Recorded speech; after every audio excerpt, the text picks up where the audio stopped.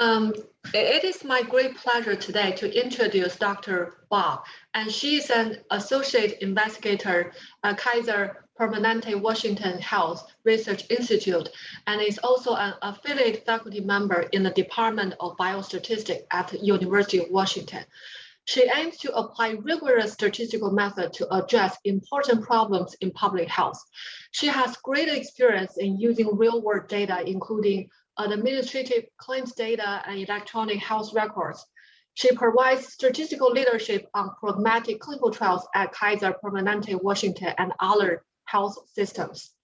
She also has expertise in environmental biostatistics and has led large-scale epidemiological investigations on the health effects of exposure to extreme heat and air pollution. So today, she will share with us her experience and research of using electronic health record data for public health research. Okay, welcome, Jennifer, it's all yours. Thank you. I'll go ahead and share my screen.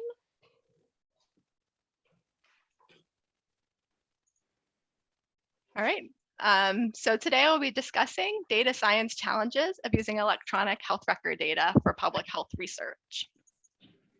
So before getting started with the talk, I thought it would be helpful just to briefly describe the research institute where I'm working, because it provides a context for the two case studies that I'll be presenting, and folks may not be familiar with this type of research environment. So I like to think of it as like a miniature school of public health, and we have 40 faculty members across a variety of scientific areas, such as aging, behavioral and mental health, cancer prevention, health equity, and pharmacoepidemiology, among other areas. Many of the studies benefit from the relationship with Kaiser Permanente. For example, patients may be recruited for clinical trials or cohort studies, or EHR data might be used in observational studies. Most of the funding for research comes from federal agencies like NIH, FDA, PCORI, and CDC, though there's also a learning health system portfolio of research, which is driven by clinicians and health system leaders who have particular questions and work with investigator and research teams at the Institute.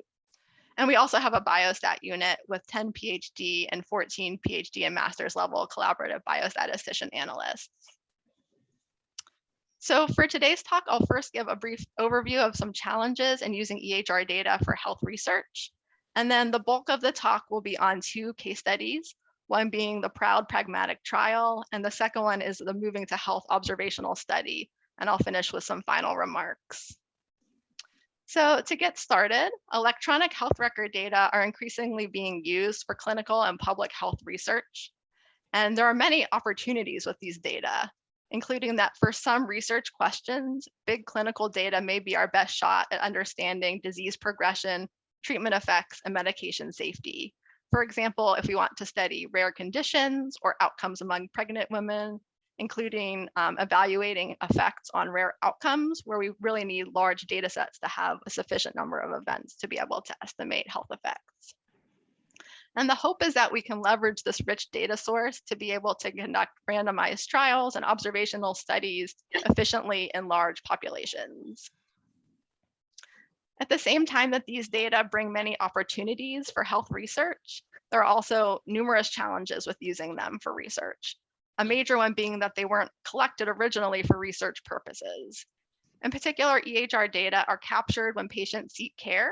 And so it's important to consider the potential for selective measurement of who is getting the data measured on them and who is not included in the data set. In addition, the data can be really messy and also captured differently across different healthcare systems. For a particular scientific question of interest, an important initial step is to first think about whether the EHR data available is fit for your actual purpose. And so this could entail doing study-specific investigations of exposure misclassification to see if the EHR data are capturing your exposure without too much error. Similarly, you might need to look at whether your outcome is being measured accurately using the EHR data.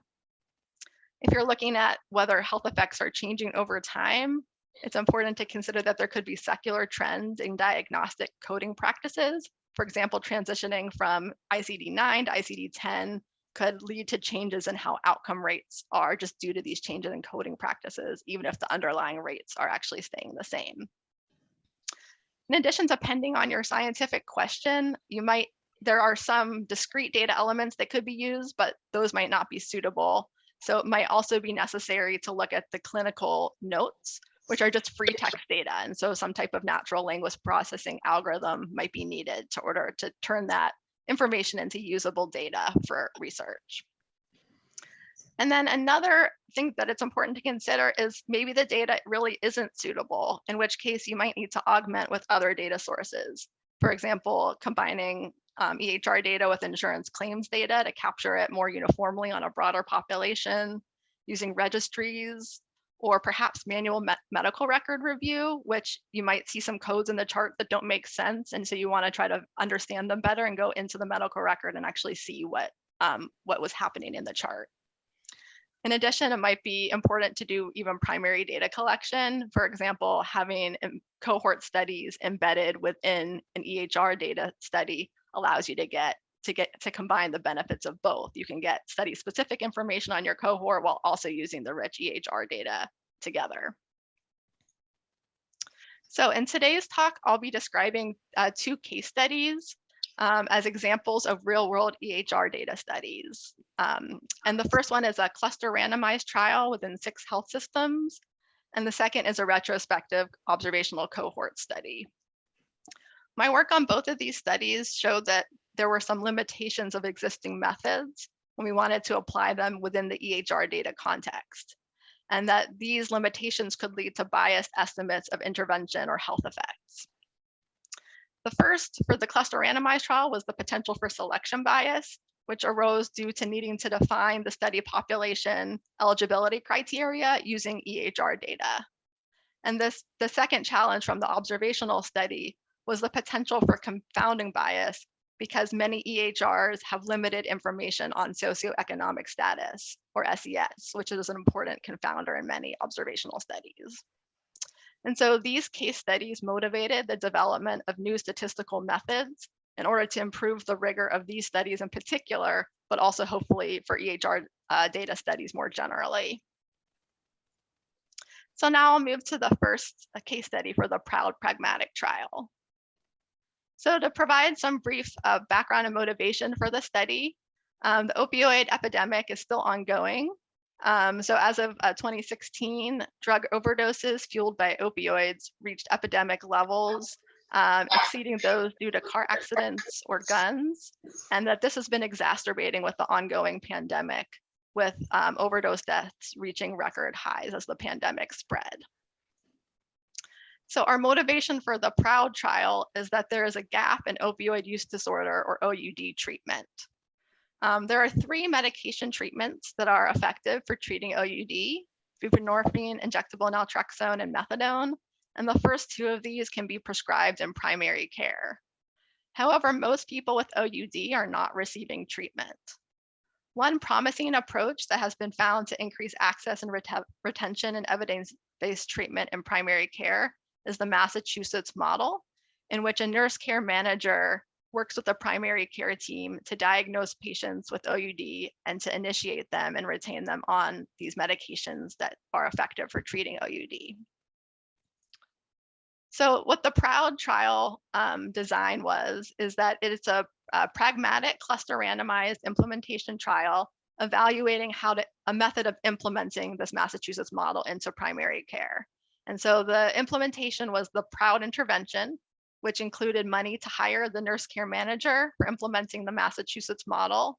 It also included technical assistance for the nurse and required that 3 prescribers be waivered for prescribing buprenorphine to treat OUD. The sample was 12 primary care clinics and 6 healthcare systems. And based off of preliminary data, we expected that the sample size would be about 300,000 patients, a little under 1,500 with an active OUD diagnosis. The randomization is stratified on the healthcare system, with 1 clinic randomized to the PROUD intervention and 1 randomized to continue with usual primary care. There was also phase 1 to the study, which included preliminary studies to inform feasibility of the data collection processes, recruit sites to participate in the trial, and to refine the protocol and statistical analysis plan.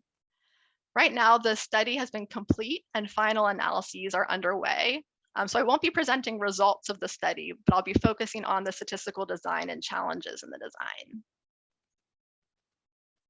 So the PROUD trial objectives are to evaluate the effectiveness of the PROUD intervention in 6 diverse healthcare systems with regards to the following aims. The first is, does the Massachusetts model increase access to and retention in evidence-based treatment? And for that, the primary outcome is a clinic level measure of the number of patient days of OUD treatment. And the second aim is, does the Massachusetts model reduce acute care utilization, which includes emergency department and hospital care among patients with OUD? And for the second aim, the main secondary outcome is a patient level measure of the number of days of acute care utilization. The outcomes are all assessed using EHR and other administrative health data, and there's no contact with participants for research purposes. For today's talk, I'll be focusing primarily on the PROUD trial's secondary objective to look at the impact on acute care utilization at a patient level. The study included 6 diverse health systems, which in addition to being geographically diverse, are also diverse in the type of healthcare system and the patient populations. So these included an academic medical center, a community healthcare system, safety net clinics, as well as 2 integrated healthcare system and insurance, 2 integrated health insurance and care delivery systems. So there are numerous challenges in the PROUD study with regards to the messy EHR data, including harmonizing it across the 6 healthcare systems. But for today's talk, I'll be focusing on one of the challenges with regards to using EHR data to define the sample eligibility. In particular, our study population of interest, patients with OUD, I like to consider this as sort of as a latent population of patients, in particular because OUD is underdiagnosed. Using the phase 1 data, we estimated that the prevalence of OUD was about 0.5%, whereas the true underlying prevalence is thought to range from 1 to 4%. So we're missing a lot of patients using an OUD diagnosis who have true OUD. So using this schematic on the left, if the large square box represents the entire clinic population, then there's some subset of this population given by the square, the gray rectangle, that have true OUD, but only a subset of those have an OUD diagnosis at baseline before the study start. So in addition to OUD being underdiagnosed, it's also expected that the Massachusetts model being investigated is increasing diagnosis. So there's some people that have this latent OUD who will be diagnosed as part of the PROUD intervention. And then the other aspect that's challenging is that the Massachusetts model has been found in prior work to attract new people to the clinic or even new people to the healthcare system entirely, including 70 to 90% of patients seen by the nurse in some prior studies. So we have some patients with OUD who are attracted into our population as a result of the intervention. Taken together, these issues lead to the potential for identification bias to affect our study conclusions. So this type of bias is a form of post-randomization selection bias that can occur when the intervention affects who is identified as being eligible. So to illustrate this concept with our aim to effectiveness outcome, which was the number of days of acute care utilization, suppose we had as our analytic study population or our sample that we're going to analyze the group of patients with an OUD diagnosis. Well, because the intervention affects who is diagnosed with OUD, since diagnosing patients is part of the Massachusetts model, and patients diagnosed in the intervention arm are likely to be different than patients diagnosed in the control arm. For example, they could be sicker patients or perhaps they're healthier patients. This can lead to bias, and the bias can be in either direction. And by bias, I don't just mean that it might change your point estimates a little bit. It could actually lead you to have the wrong conclusions. So this could be a potential threat to the validity of your study. So because of randomization, we actually could do a design solution to avoid this potential for bias entirely. And this would be to only include individuals identified pre-randomization, so before any intervention gets implemented. Because the randomization ensures the comparability of patients across the intervention and usual care groups. So for our AIM2 example, we could consider to use as our study population for analyses patients that have an OUD diagnosis pre-randomization, and this would avoid this source of identification bias. However, doing this design solution misses a large number of patients potentially affected by the intervention. And patients identified pre-randomization may not reflect the broader population with OUD. Given that it's underdiagnosed, these patients who are diagnosed pre-randomization may be very different than the general population with OUD. And so for the PROUD study, we have these competing considerations in addressing identification bias. So we first of all have the goal of avoiding this potential for bias, which would lead us to want to define a pre-randomization sample. But at the same time, we want to capture the full effect of the intervention. And so this led us to, as our statistical design, have a primary and secondary analytic approach for our AIM2 effectiveness outcome. So for our primary analysis, we are using an analytic study population that's identified pre-randomization so that we avoid this potential for bias. But then for secondary analyses, we are including individuals who were diagnosed post-randomization to be able to capture the effects of the PROUD intervention on these patients. So given that our primary sample is going to use pre-randomization data, we still have a few different options for how we might best capture the set of patients with true OUD.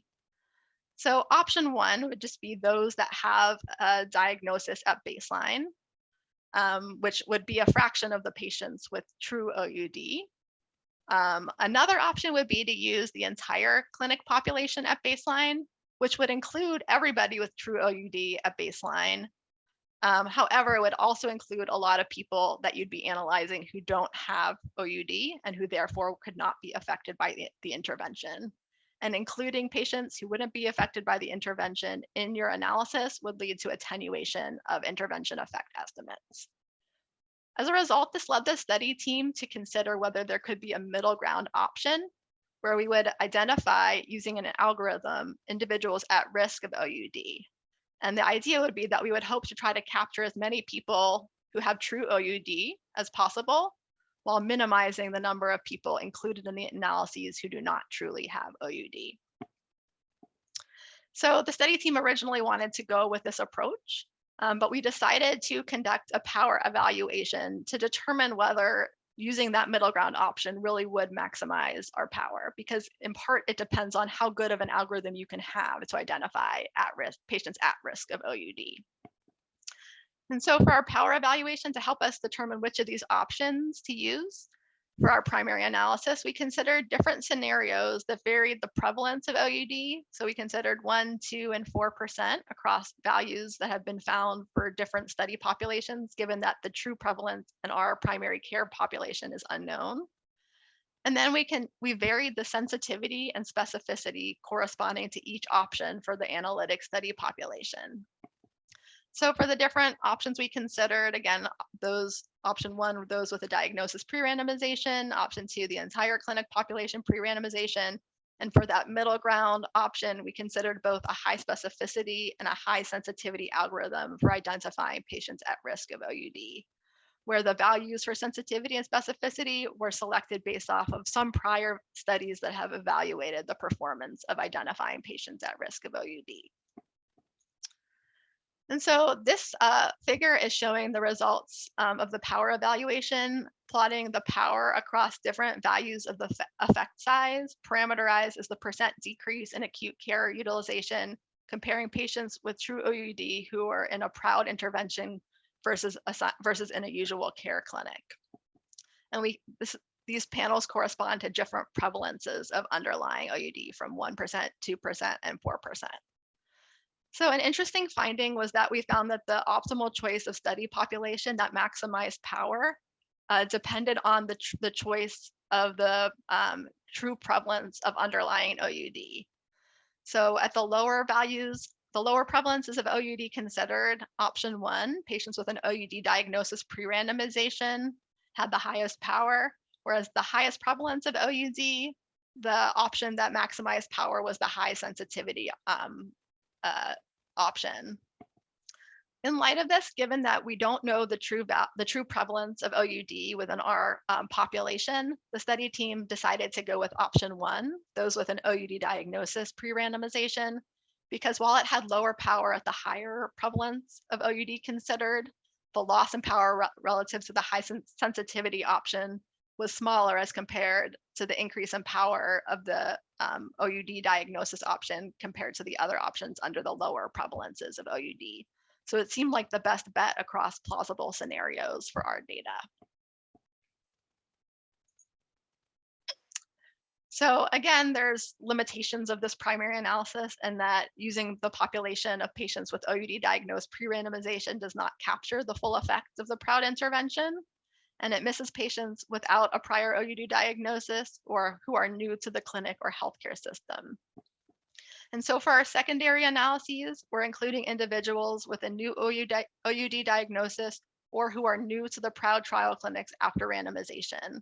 And so we have this post-randomization sample. We're estimating covariate adjusted regression that allows for separate intervention effects in the pre and post-randomization samples, because the patients who are identified post-randomization could be different and they could have a different effect of the PROUD intervention. And because these patients could be different in different ways, we're planning to adjust for pre-specified prognostic covariates that could differ across patients identified post-randomization and intervention versus control clinics. So though we have this approach that we're analyzing the PROUD data with, in some ways it's not very satisfying having sort of 2 different analyses, both with limitations to them. And so in current work, we're considering the principal stratification framework to address post-randomization selection bias to try to improve upon the initial PROUD trial analyses. So what principal stratification is a general framework for addressing post-treatment confounding in the causal inference literature. And it's a generalization of the instrumental variable approach for handling non-compliance.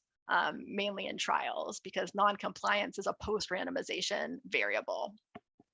So to briefly introduce some notation, we assume that we have clusters given by I and patients within clusters given by J, and that for each patient, we have a pair of potential outcomes corresponding to their outcome if assigned to the intervention clinic and their outcome if assigned to the control clinic. And we also denote by Dij to be their OUD diagnosis status. So because diagnosis can occur after randomization, there are actually 2 potential OUD diagnosis status. One is their potential diagnosis status if assigned to intervention, and the other is whether they would be diagnosed if assigned to control. And so under the principal stratification framework, we can cross-classify patients into different principal strata according to their joint potential diagnosis values under intervention and control. And so there would be 4 different principal strata. So the first, the always diagnosed, would be patients who would be diagnosed with OUD irrespective of intervention assignment. Another principal stratum would be the never diagnosed, which would be patients who would never be diagnosed with OUD, whether assigned to intervention or control. And then there's these other cells, which are perhaps the more interesting ones. There are the compliant diagnosed, which are those who would be diagnosed if assigned to intervention, but would not be diagnosed if assigned to control. And I just wanted to mention that that compliant terminology, again, comes back to that compliance literature in which these methods were originally conceived. And then we could also imagine there being patients who would be diagnosed if assigned to control, but who would not be diagnosed if assigned to intervention. And again, referencing back to the compliance literature, these are corresponding to the defiant diagnosed. So one of the key properties is that each person's principal strata membership is not affected by the randomization assignment. And so it's a pre-randomization variable because it's defined based off of their potential outcomes, which do not change depending on the intervention randomized assignment. And so for principal stratification, so a common estimand that we might want to estimate would be the average treatment effect, or ATE, among the diagnosed population, denoted by tau R, and given by the difference in potential outcomes among those who are diagnosed. And so I want to just first point out that the issue that we're talking about here is more general to our setting of diagnosed patients and is applicable to cluster randomized trials where patients are recruited after randomization, in which case the source of bias, of selection bias, is often referred to as recruitment bias. And so in that case, that would be estimating the intervention effect among the recruited population. So with cluster randomization and under the common assumption of monotonicity, which I'll talk about in a moment, we have the following findings. The first is that diagnosed patients in the control arm can only be always diagnosed patients, whereas diagnosed patients in the intervention arm could either be the always diagnosed or the compliant diagnosed patients. So what this means is that because there's a different composition of these strata in the diagnosed population between the treatment, the intervention, and the control arm, this implies that these two arms are no longer comparable because they consist of two different populations. It can also be shown that the ATE among the recruited population is a weighted average of the intervention effect in the always and compliant diagnosed strata. So what this monotonicity assumption means is that patients diagnosed under control would also be diagnosed under intervention, but not vice versa. And this rules out the defiant diagnosed category. And so we believe that this assumption is plausible for our PROUD study because we're adding an additional intervention on top of usual care. And the idea is that this additional intervention would lead to increased diagnosis of OUD, but that patients who would be diagnosed under usual care would continue to be diagnosed under the PROUD intervention. And so this assumption appears to be plausible for our PROUD study scenario. So what this implies is that if there are heterogeneous treatment effects among the always diagnosed and compliant diagnosed, that common estimators within the post-randomization, such as the recruited or the diagnosed samples, are biased. And furthermore, that covariate adjustment, such as through regression or propensity scores, is insufficient to remove the bias. In addition to showing this analytically, my collaborators have also illustrated this impact by conducting simulations. And so what the approach was to randomly generate principal strata membership and a single covariate, and then to randomly generate potential outcomes where we varied the mean outcome under control, allowing the mean to potentially be the same or different for the always diagnosed and the compliant diagnosed, varying the treatment effect, again, separately for the always and compliant diagnosed, varying the effect of the covariate on the potential outcome, and then given that we have cluster randomized data, also varying the intra-class correlation coefficient that captures how correlated patients are within a cluster. So I know that this is a busy table, but these are showing different outcome generating models, and then showing the percent bias, the Monte Carlo standard deviation, as well as the coverage probabilities. And the thing that I wanted to highlight from this table was that in the scenarios where the data generating model was the same for the always diagnosed and the compliant diagnosed, we see that there is trivial bias, around 1% or less bias in estimating the ATE.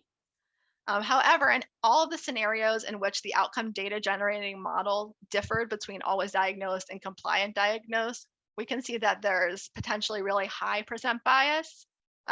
For example, in these scenarios, the percent bias ranged from a little under 20% to even up to over 200% bias. So we're really getting very, very different estimates from the truth. And the coverage probabilities similarly range from 0, so your 90% confidence interval never covering the truth, to the highest being 86%. So we can really get invalid conclusions even if we adjust for the covariate that differs between these populations. And so what are the implications of this for our PROUD analyses? This helps us understand a little bit better what our primary and secondary analyses for PROUD are doing. So for the PROUD primary analysis, this implies that what we're estimating is we're estimating the effect on the subset of the always diagnosed, namely those who are diagnosed pre-randomization. There could be patients who would be diagnosed under usual care post-randomization, but those aren't even being included. So we're really having our treatment effect among a subset of the potential patients who could be impacted by the intervention. Moreover, our PROUD secondary analysis is seeking to estimate this tau R, the effect among the diagnosed population, but it has the potential to be biased if the intervention effect differs among the always and compliant diagnosed. And so our question was, can we obtain a meaningful and unbiased intervention effect estimate that is more powerful and generalizable than our primary analysis that restricts the patients with OUD documented pre-randomization? And so the idea is that with PROUD and other EHR real-world data studies, we actually can leverage information about the non-diagnosed patients in both the baseline and follow-up periods to disentangle the compliant diagnosed from the always diagnosed and never diagnosed. And so this is an important feature because in many studies that are recruiting patients after randomization, they only have data on the recruited sample. And so a value of these types of studies is that we have data on patients who would potentially be recruited, which is helpful for doing these types of principal stratification analyses. So our current work in progress is that we're focusing on a target population of interest being the entire population of diagnosable patients, including both always diagnosed and compliant diagnosed. And this would allow us to include patients diagnosed and attracted to the clinic by the PROUD intervention. And we'll use covariate information assisted by reasonable assumptions to obtain the effect of the intervention within this target population. And so the planned principal stratification analysis will expand our findings to a broader, clinically meaningful population and also increase the power of the analysis as compared to the primary analysis that just includes patients diagnosed pre-randomization. So to wrap up the PROUD case study, using real-world data like EHRs to define eligibility can be challenging. This is especially true for underdiagnosed conditions such as OUD. So for any study, and especially this can happen in observational studies, it's important to consider whether there could be differential documentation of the condition across comparator groups, because this could lead to selection bias in who is in these two different groups that are being analyzed. Even in randomized trials, we still could be affected by selection bias. And so when designing a cluster randomized trial using EHR data, it's important to consider the potential for identification bias and how to address it in your study. For PROUD, we found that we would have power to estimate intervention effects on acute care utilization among individuals with an OUD diagnosis pre-randomization, but that this analysis is limited because it would miss the full impact of the intervention, including up to 70 to 90% potentially of patients new to the clinic. And principal stratification methods appear to be a promising analytic approach to increase power and generalizability of study findings. So at this point, I'll transition away from the PROUD trial into our second case study, which is an observational study called the Moving to Health study. So as we've been discussing, EHRs provide a rich source of data for conducting observational studies efficiently in large populations, including a wealth of information on demographics, clinical measures, as well as information on diagnoses, prescriptions, and procedures. But at the same time, they often lack detailed information on unmeasured spatial confounders, such as socioeconomic status or SES. There are some elements that are routinely captured that are correlated or capturing aspects of SES, including race and ethnicity and insurance status. In addition, information on a person's home address can be linked to census data, but this is typically at a relatively coarse geographical scale, such as the zip code. And so there's a potential for residual confounding at finer scales that could remain. Our motivating study for considering the impact of unmeasured confounding due to SES is the Moving to Health study. This is a study that links data on the built environment with longitudinal EHR data from an integrated healthcare system in Washington State, namely Kaiser Permanente, Washington. And this provides a natural laboratory to investigate the impact of unmeasured spatial confounding in EHR data studies, and that it has a large population of patients with precisely geocoded addresses. It has rich data on a large number of spatially varying risk factors. And moreover, it has fine individual level data on SES, by linking to parcel level home property values, which is a richer information on SES than is typically available in many EHR data studies. A notable feature of the data is that it's a big spatial data set with about 120,000 participants. And so when we first were starting to determine our analytic plan for this study, we had the question of, should we be fitting a spatial model to our data? We were concerned about the potential for spatial correlation of our outcomes. So one of our outcomes being weight measures or longitudinal weight trajectories. And we were also concerned that there could be potential confounding due to SES. So even though we're measuring property values, there's still other aspects of SES like educational attainment that could confound associations. So when we were starting to look into whether we should be, we should be addressing these spatial modeling and whether we should be doing a spatial model, we started looking into the literature in this area. And we found that the approach for spatial confounding is a little bit different than the general approach for addressing unmeasured confounding. So in general, when you have unmeasured confounding, there isn't a whole lot analytically that you can do. You typically do sensitivity analyses to see if there was an unmeasured confounder and the magnitude of the unmeasured confounder had different associations with the exposure and outcome. How much would that change our estimates or our conclusions? For spatially structured confounding, we actually have other options available because we have the potential to be able to exploit the spatial structure by fitting a spatial model. And so there are two general classes of spatial modeling approach to adjust for spatial confounding. One general approach is to fit a random effect model, such as a Gaussian process model with a spatial covariance. And another way to adjust for spatial confounding is by adjusting for the spatial location using a fixed effect, such as through flexibly allowing nonlinear relationships with spline terms. However, prior literature has shown that by fitting a spatial model, you can actually increase bias. So our goal with fitting these is to reduce confounding bias, but you can actually increase bias as compared to fitting a non-spatial model. And this can occur even if there is an important unmeasured confounder. And a rationale given for why this occurs is due to collinearity of the spatial term with the exposure of interest, leading to changes in the estimated association. To give a little bit more background on these two papers introducing this topic, the 2010 paper by Hodges and Rich illustrated this potential for increased bias. And they highlighted that merely including a spatial random effect in the regression model is not a substitute for adjusting for unmeasured spatial confounding, and that one would really need to employ things like sensitivity analysis to address unmeasured spatial confounding.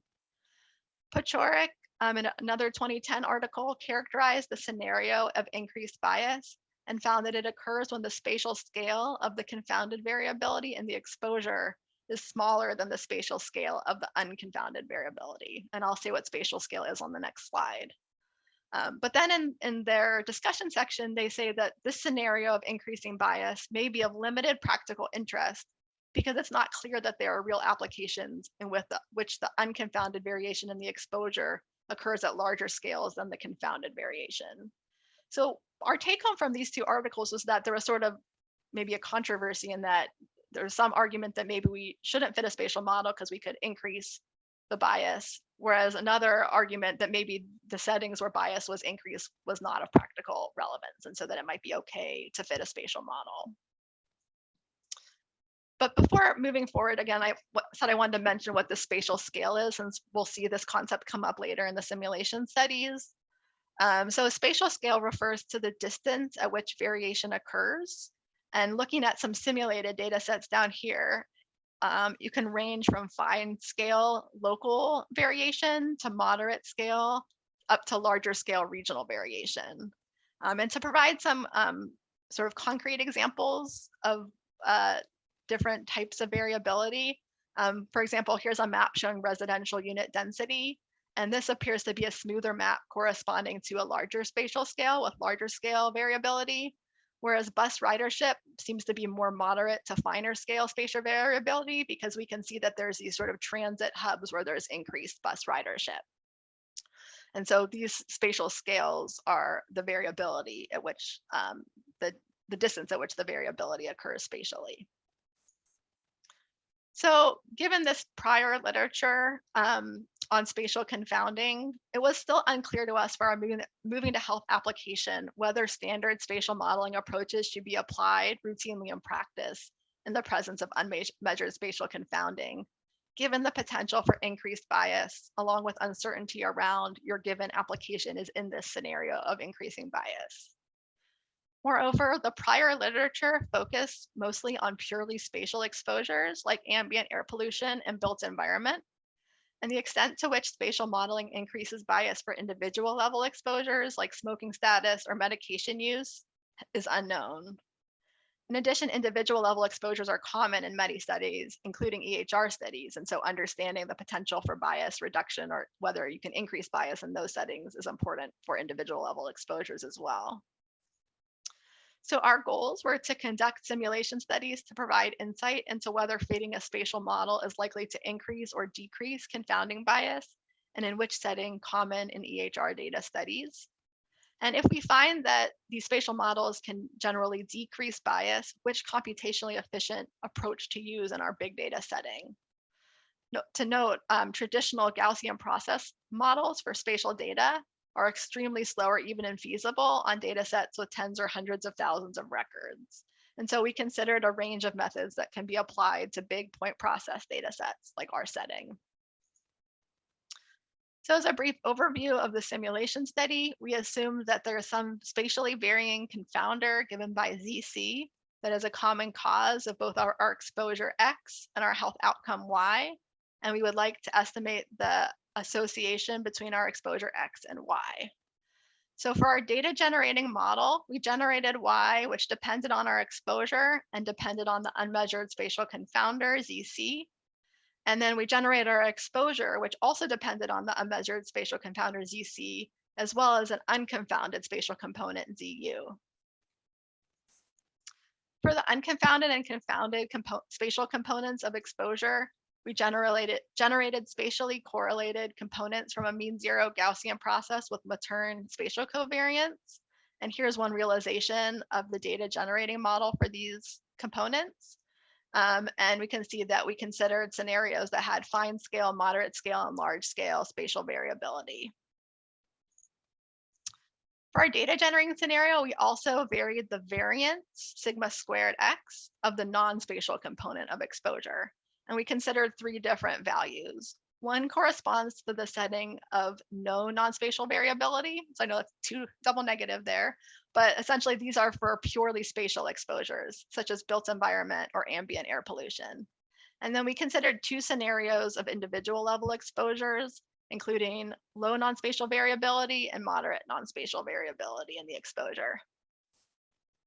For the comparator approaches, we considered different outcome regression models, where for reference, we considered the naive non-spatial model. We also considered fixed degree of freedom spline models, which allowed for increasing flexibility in the adjustment for spatial location, where the spline basis dimension K controls how much spatial degrees of freedom or how much spatial adjustment the model is assuming. So for low values of K, this is adjusting for just large scale spatial variability, and increasing values of K up to 1000 allows you to adjust for very fine scale neighborhood level variability.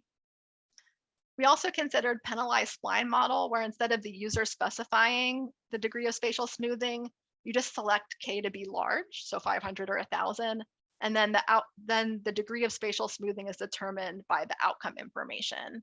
So we estimate the smoothing parameter lambda y using outcome information. We also proposed an exposure penalized spline model, which is a 2-stage approach where we first fit a model to the exposure data, and we estimate the smoothing parameter based off of explaining spatial variability in the exposure. And then we use that estimated smoothing parameter estimated from the exposure model in our outcome regression model. And the idea behind this approach is that we're adjusting for spatial variation to explain the spatial variability in the exposure. We also considered an NNGP, nearest neighbor Gaussian process, which is an approximate Gaussian process model that has been found to well approximate the true underlying Gaussian process and is computationally efficient for very large data sets. And we considered m equals 10 nearest neighbors, which is a value that the user has to specify. I wanted to note that for PS, EPS, and NNGP approaches, the degree of spatial smoothing is estimated by the data, whereas for the FDF approach, the user specifies the degree of spatial smoothing through the value of K that's selected. So for the simulation study, we generated 100 data sets of 2,500 observations each for each scenario. And to each simulated data set, we fit each of the comparator approaches. And note that all of the approaches were fit without the confounder ZC, since this is our unmeasured spatial confounder. And then we evaluated the performance of the methods in terms of bias and root mean square error and estimating beta, as well as in terms of uncertainty quantification and computation time.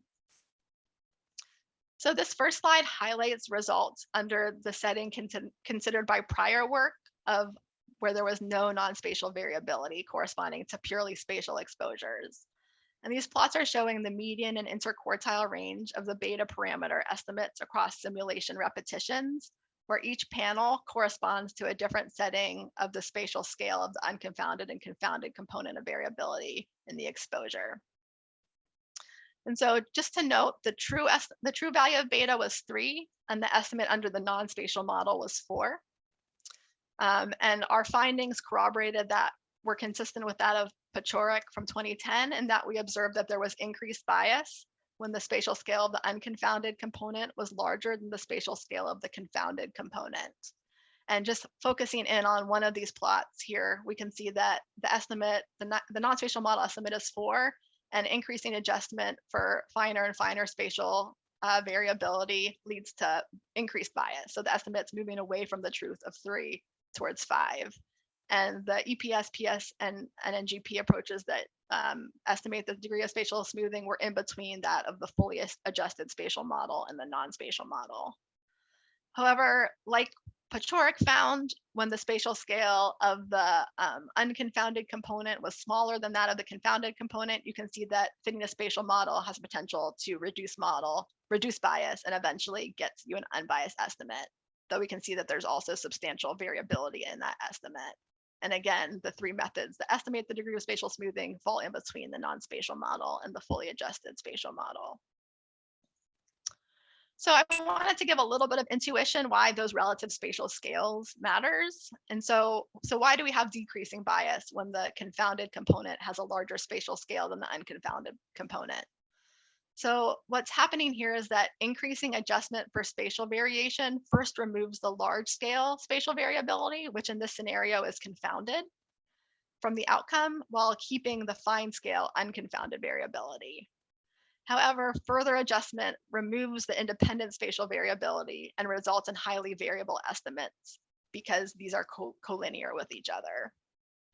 On the other hand, when you have the spatial scale of the unconfounded component is larger than that of the confounded component, when you increase adjustment for a finer and finer spatial scale, you first remove the large scale spatial variability, which is unconfounded in these scenarios. And what you have left is that fine scale variability that's confounded. And so you end up increasing bias in those settings. However, the story ended up being quite a bit different once we allowed for individual level exposures that have non-spatial variability. And in particular, we can see that the scenarios that performed well under the purely spatial exposure still were able to decrease bias. And in fact, the bias reduction happened sooner and there was less variability in the estimates. And even in the more challenging situations where bias had been increased, though there are some cases where bias increases, with further spatial adjustment, you're able to decrease bias and get to a close to unbiased estimate. And moreover, we can see that the EPS approach doesn't get to fully unbiased, but it does reduce bias relative to fitting the non-spatial model. And so even in these settings that had increased bias for the purely spatial exposures, for individual level exposures, the spatial methods generally do not increase bias. Focusing in on the challenging setting where the spatial scale of the confounded variability is finer than the unconfounded variability, this really highlights how increasing the proportion of non-spatial variability from none to low to moderate decreases your chance of increasing bias. So basically, we increase bias quite a lot when there's no non-spatial variability. When there's even low non-spatial variability, we're able to decrease bias from some models. And once you get to moderate non-spatial variability, we weren't ever increasing bias. And so the intuition behind the importance of the non-spatial component of variability is that increasing adjustment eventually removes all spatial variability, both the confounded and unconfounded, while keeping the non-spatial unconfounded variability. And so with these individual level exposures, even if we remove all spatial variability, we can still estimate the effects of that independent non-spatial component. So to summarize briefly the simulation results, we found that when there was no non-spatial variability corresponding to a purely spatial exposure, that spatial models could either increase or decrease bias. However, with some non-spatial variability corresponding to an individual level exposure, spatial modeling was generally no more biased, and in most cases, substantially less biased than the non-spatial model. In terms of root mean square error, we found that among the data-driven approaches to determine the degree of spatial smoothing, that the EPS approach achieved the RMSE closest to the optimal and always outperformed the non-spatial model. And for uncertainty quantification, the PS approach tended to underestimate the variability, whereas EPS and NNGP generally somewhat overestimated the variability, leading to conservative standard error estimates. The median computation time was reasonable. Note that these were 2,500 observations, so not close to the scale of our real data application, but they were all under 6 minutes, and the models could be fit realistically for our real data application as well. So now, again, moving to our moving to health study. So the goal of the moving to health study is to estimate the cross-sectional and longitudinal association of residential built environment on both weight and type 2 diabetes. And so for illustration, for this paper, we focused on the cross-sectional association of body weight with supermarket availability within a 1,600 meter radius of the home and with smoking status. And the supermarket measure is a purely spatial exposure, whereas smoking status is an individual level measure with very high non-spatial variability. So we can still see a spatial patterning in smoking status across. This is a part of King County, which contains Seattle.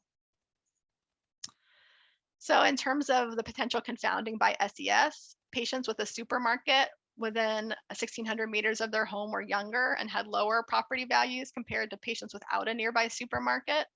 And relative to current smokers, former smokers were older and more likely to be white and have higher home property values. In addition, property values were highly associated with body weight, where individuals in the lowest decile weighed on average 17 pounds more than those in the highest decile. And so taken together, this leads to the potential for confounding because property values are related to both weight and supermarket availability and smoking status. Not adjusting for property values could lead to biased estimates.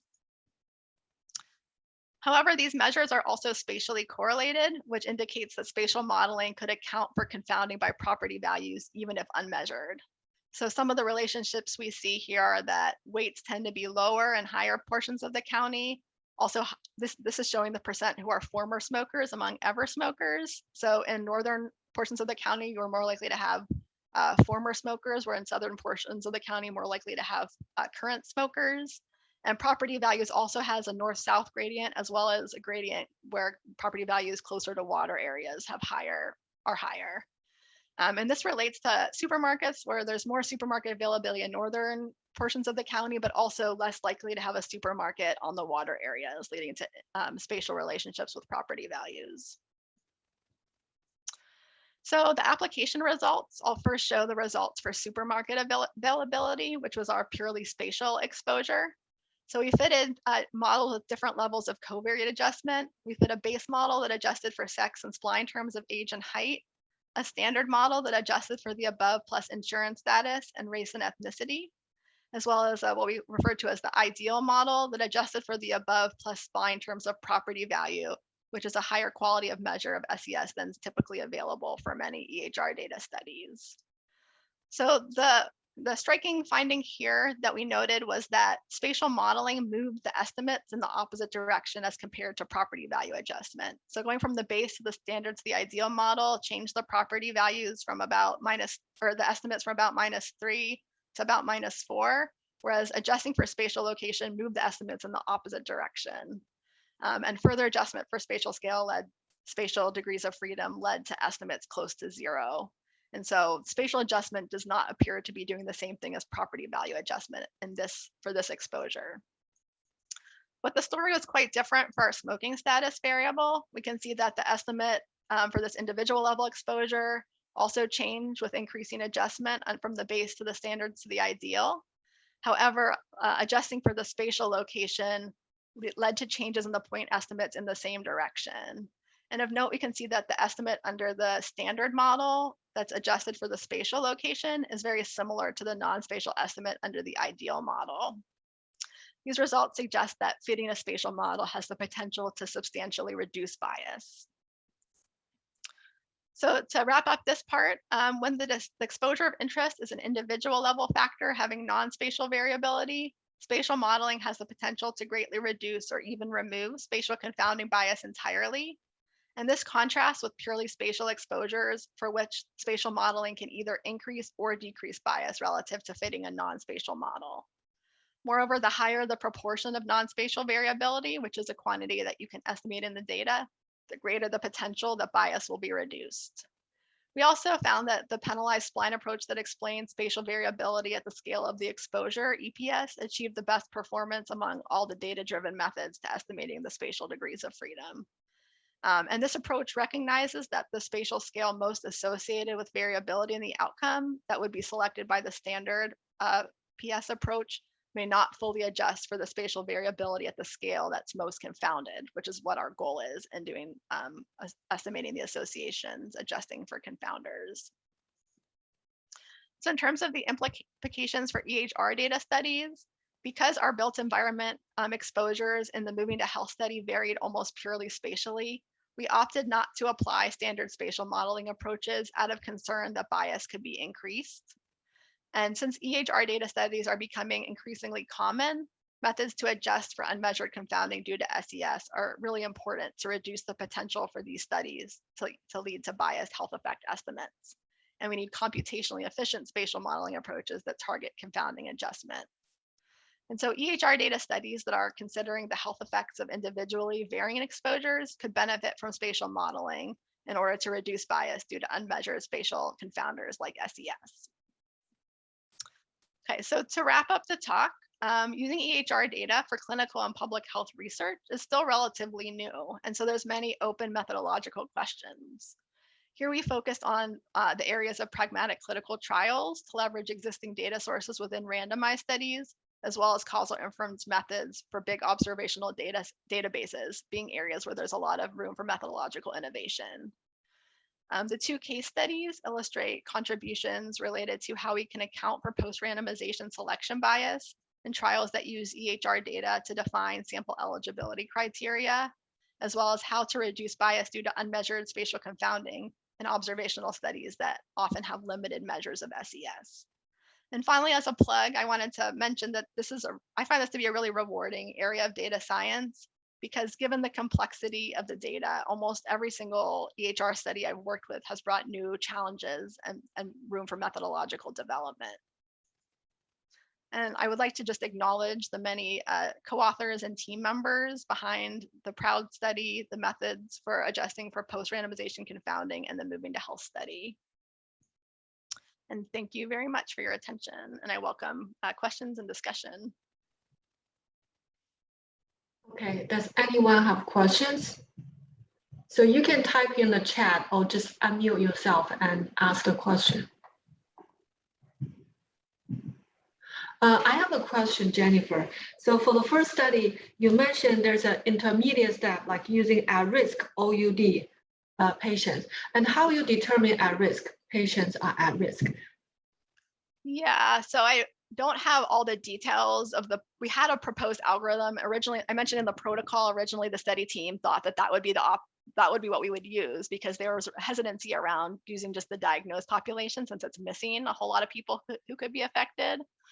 I don't recall all the details. It involved like chronic opioid use over time, I think chronic pain indicators. I can provide some more information, but I don't recall offhand the various factors that were going to go into that algorithm.